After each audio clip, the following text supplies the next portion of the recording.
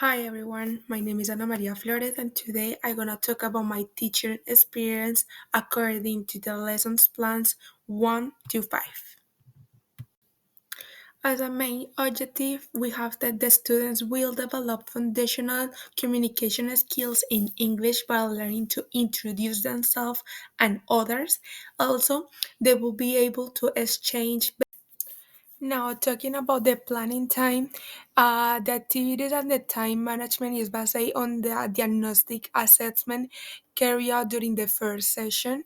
And the initial class, we implement a diagnostic activity that help us to learn about the students' interests, learning styles, and preference. And based on the results, we discovered that the favorite ways to learn English includes as songs, flashcards, role plays, writing journals, games, and analyzing scenes from movies or series.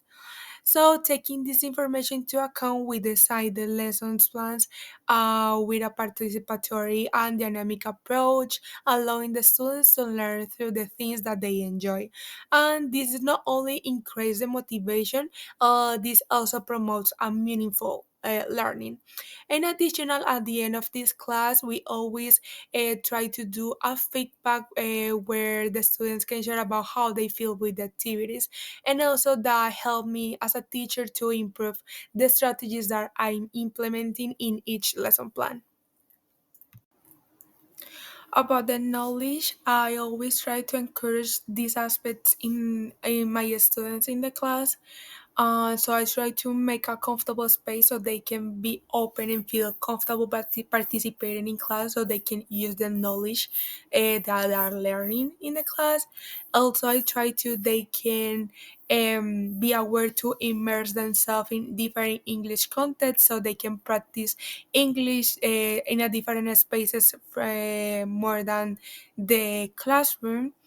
Also, I encourage the students to apply the knowledge in the real context, depending on its vocabulary, to talk with people they can have around that speak in English, practice with their friends and everything. And also, they don't have to be afraid to make mistakes because that's normal in the learning process of a second language. Now, talking about the real experience we have and the decisions that I have to take in the class, we talk about too much about the autonomy and the participation during the class. So I try to make sure to the students can be aware about what advantages they can get from this learning process if they apply and do what the teacher recommend. So we talk about also like autonomy learning process because even if the teacher is the authority in the class, also the fluent are everything that happen in the class depends if the students feel the motivation, if the student attend to the class, and if the student complete with activities.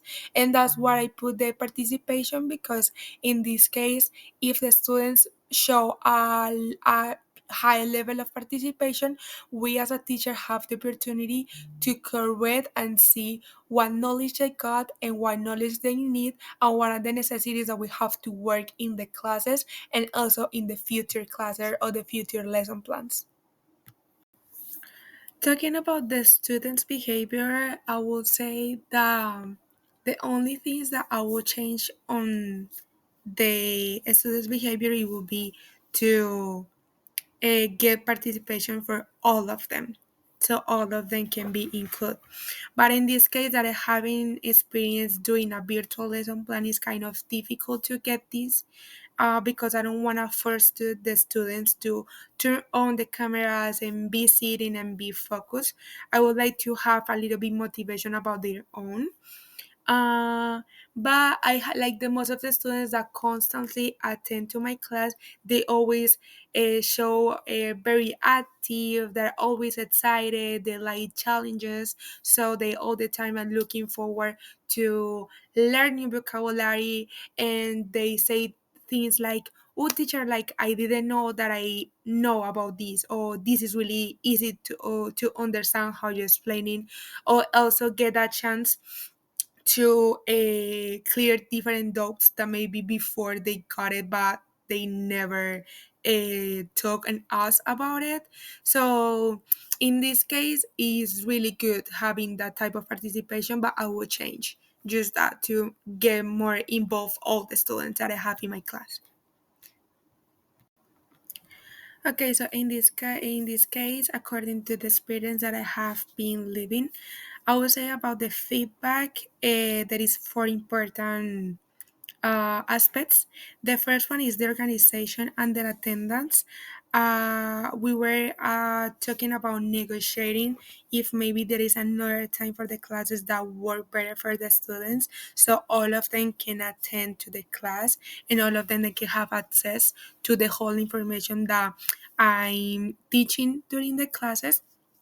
Also, we always analyze at the end of the class the strategies and the activities that the teacher is implementing, about if we feel good, we don't feel good, we like it, or what new things we would like to see during the classes that make us feel motivated to still in this learning process. And this is according, so we always have this question about how do I feel in the class. um Not just if we are learning or not, it's more also like about how I'm feeling emotionally in these classes, because I don't want to like overwhelm the students with a lot of information, and I prefer that they really learn one thing that they memorize 10 things, for example. And also we implement the SOAP matrix, where me as a teacher, I can analyze the strengths, the weakness, the opportunities, and the threats that are having in my class, so I can work and I can update my strategies for the next lessons plans and for the next classes. As a final decisions in this experience, we have the about learning a second language is always gonna be difficult, no matter how much knowledge do you have about it, no matter how high your level is. But the point is to always put effort about yourself and practice and do the effort to achieve the goal that you want for this English course. So everyone is having like different objective. Some of them are learning English just for fun. Another one is for work.